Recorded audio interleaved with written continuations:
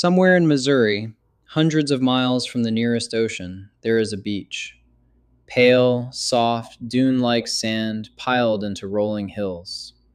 On a hot day, you'll find families on it, kids climbing it, dirt bikes and four-wheelers roaring across it, kicking up rooster tails of it into the air. There is just one thing you should probably know before you lie down on that sand. It isn't natural. No river carried it here, no ancient sea left it behind.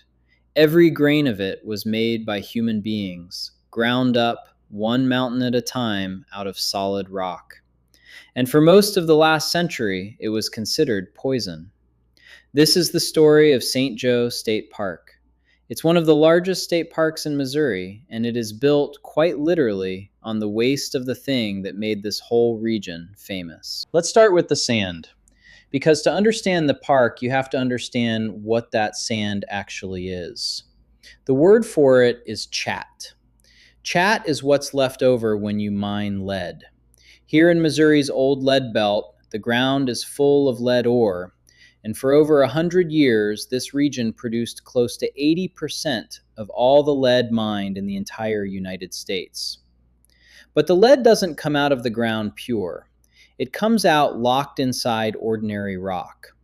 So the mining companies dug up that rock by the mountain, hauled it to enormous mills and crushed it, ground it down finer and finer until they could wash the valuable lead out of it.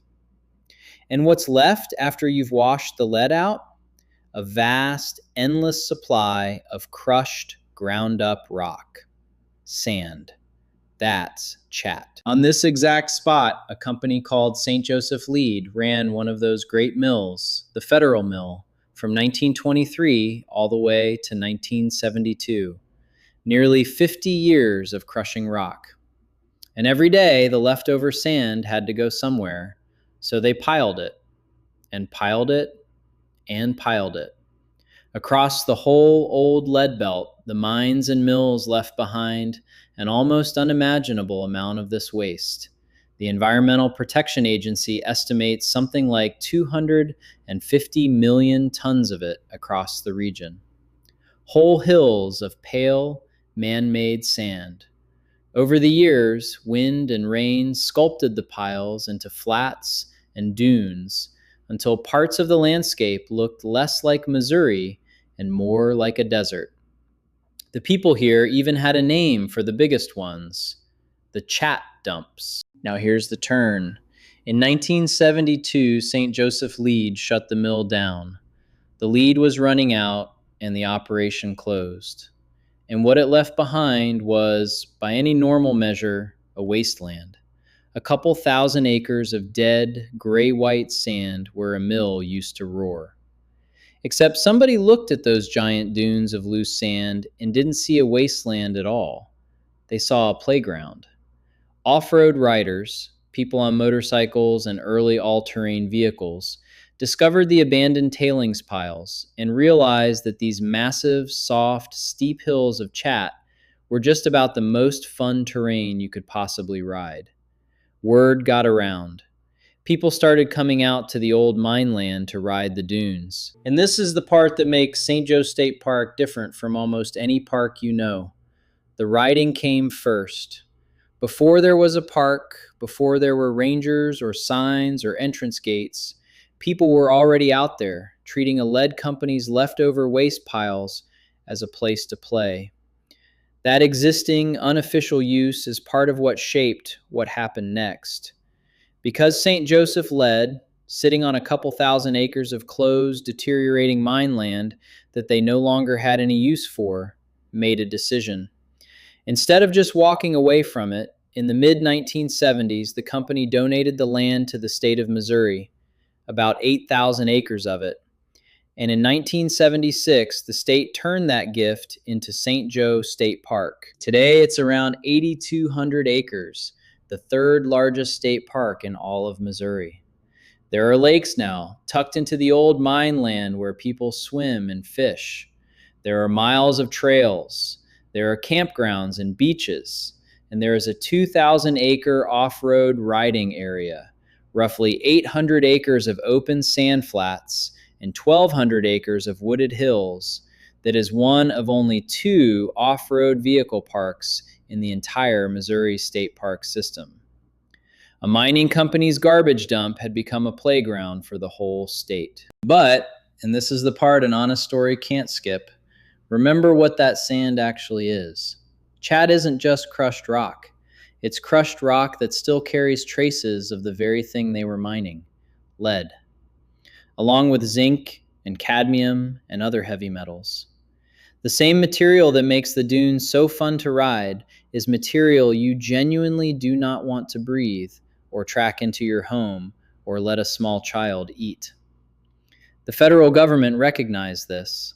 The park sits inside something called the Big River Mine Tailings Superfund site, a roughly 110 square mile stretch of the old lead belt, flagged as one of the most serious contamination cleanup areas in the country.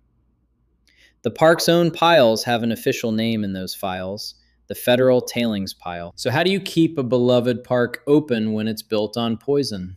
You cap it. Starting around 2009, more than $9 million, much of it from the bankruptcy of another old mining company, was put into a trust to clean the park up. Crews hauled in clean rock and gravel and capped the contaminated tailings in the recreation areas, including the riding area. They dug out the chat from the campsites and replaced it with clean gravel. They swapped the swimming beach sand for clean sand. They planted vegetation to hold the ground down and built basins to control the runoff. The main cleanup work was finished in 2014, and the state monitors it to this day, which leaves St. Joe State Park as one of the strangest places in Missouri. A park where the sand is man-made, where the mountains are a century of industrial waste, where the danger and the fun are the exact same material, where the thing that poisoned the land is also the thing that shaped it into somewhere people now come to play. And right next door, they kept a piece of the old operation standing on purpose, the Federal Mill itself, the great concrete plant that ground all that rock.